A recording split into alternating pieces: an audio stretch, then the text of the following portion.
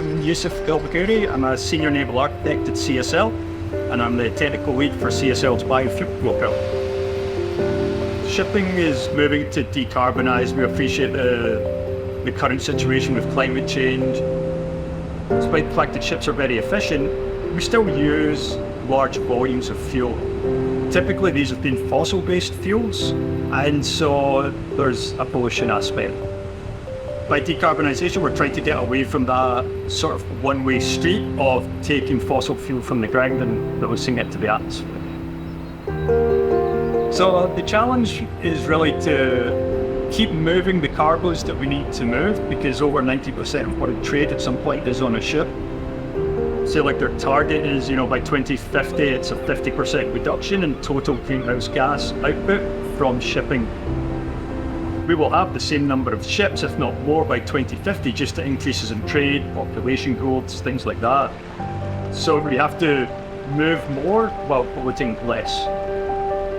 Biofuels is a great solution for that. It's a low carbon intensity fuel. That means that for the amount of energy we get from it, the amount of carbon released is very, very small compared to that of fossil fuel.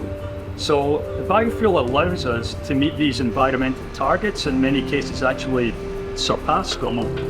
But at the same time, it allows us to keep operating the ships as normal.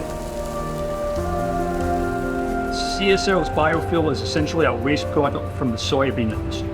And soybeans are grown mostly to feed the farm animals, and the soybean itself, it gets pressed, crushed, and it gets made into two things: soya meal and then soya oil. The soya oil, most of it's used for making French fries, potato chips, things like that. And there's some that's left over that we take and is made into biofuel. Biofuel will help protect the environment because we don't need to buy that much fossil fuel anymore. We will use the biofuel.